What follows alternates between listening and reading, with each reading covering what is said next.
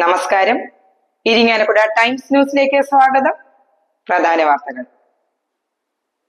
Irinjalakuda Christ college വർഷം തോറും നടത്തി വരുന്ന കണ്ടംകുളത്തി ലോനപ്പൻ മെമ്മോറിയൽ വിന്നേഴ്സ് ട്രോഫിക്കും Thozhuthumparambil TL Thomas memorial runners ട്രോഫിക്കും വേണ്ടിയുള്ള 64ാമത് south Indian intercollegiate football tournament ഫെബ്രുവരി 6 മുതൽ 10 വരെ ക്രൈസ്റ്റ് കോളേജ് ഫുട്ബോൾ സ്റ്റേഡിയത്തിൽ നടക്കുമെന്ന് Christ college principal doctor father Jolly Andrews പത്രസമ്മേളനത്തിൽ അറിയിച്ചു.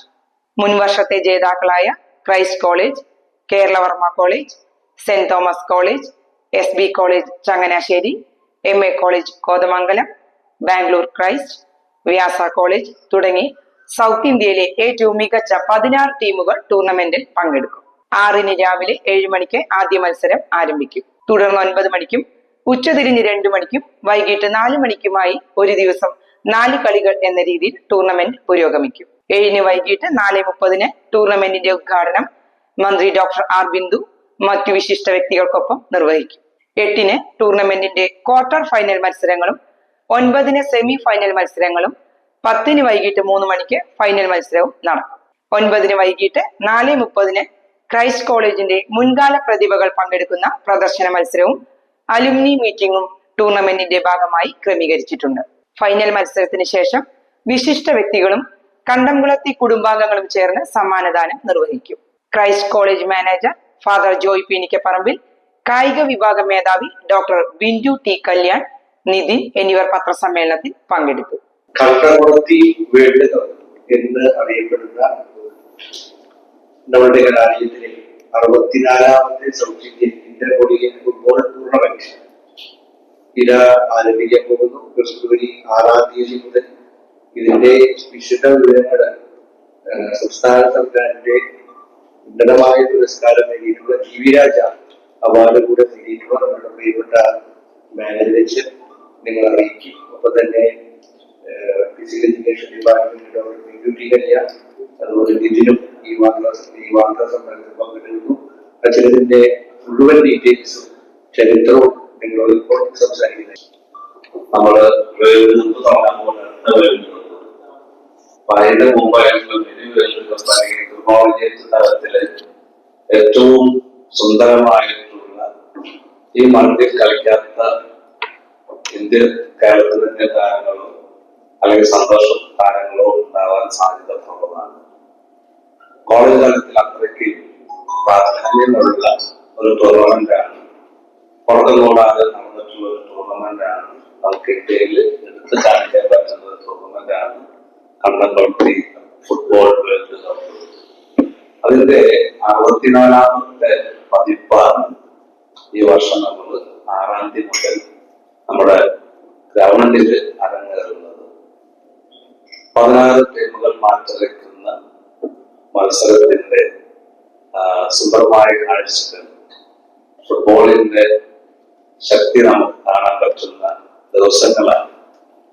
ഇതിന്റെ ഉദ്ഘാടനം 7-ാം തീയതിയാണ് നടക്കുക. നമ്മുടെ ഉന്നത വിദ്യാഭ്യാസ മന്ത്രിയായിട്ടുള്ള ബിന്ദു ടീച്ചറാണ് അതിന്റെ ഉദ്ഘാടനം നിർവഹിക്കുക. 9-ാം തീയതി സെമിഫൈനൽ, 2 സെമിഫൈനൽ മത്സരം നടക്കും.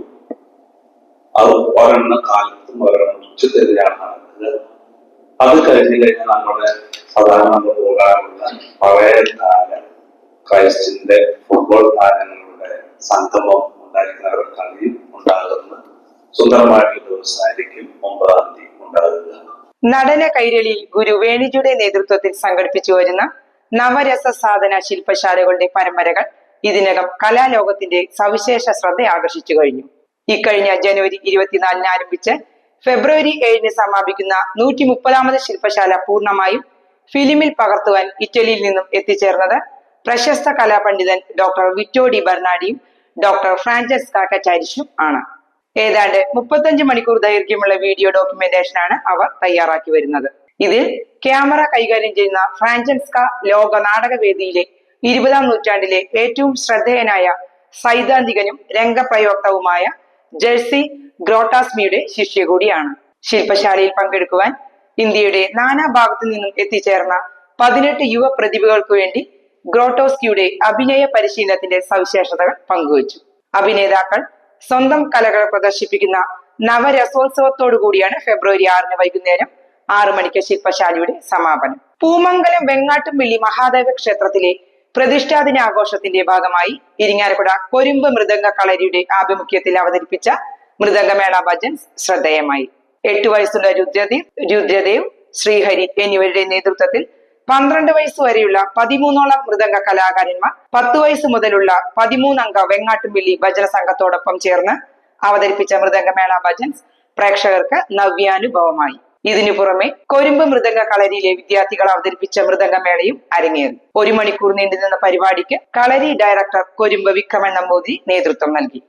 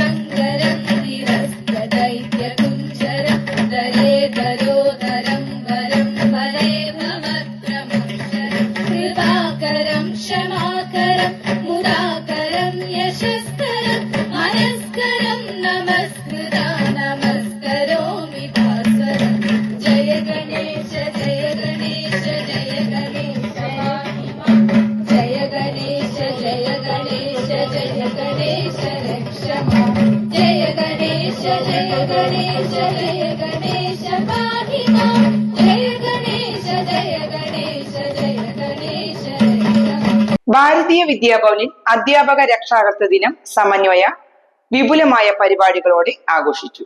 സിനിമ, ടെലിവിഷൻ താരം ജിതിൻ ബാബു ഉദ്ഘാടനം നിർവഹിച്ചു. ചെയർമാൻ ടി അപ്പുകുട്ടൻ നായർ അധ്യക്ഷത വഹിച്ചു. Executive vice chairman C Nandakumar, secretary V Rajan Menon, principal Viju ഗി വർഗീസ്, വൈസ് പ്രിൻസിപ്പൽമാരായ Sujatha Ramanathan, Girija Menon, PTA president Rani Pradeep Kumar, PTA vice president MK Parameswaran, PTA ഭാരവാഹികൾ, അധ്യാപകർ തുടങ്ങിയവർ പങ്കെടുത്തു.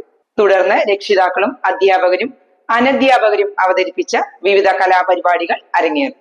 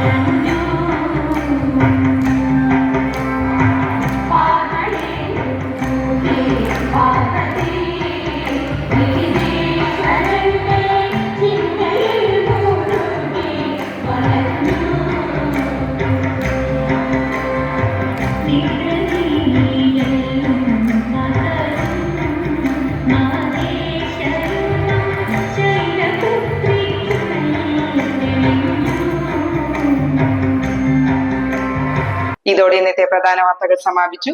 കൂടുതൽ വാർത്തകൾക്കായി ഇരിങ്ങാലക്കുട ടൈംസ് ഫേസ്ബുക്ക് പേജ് സന്ദർശിക്കുക. നന്ദി, നമസ്കാരം.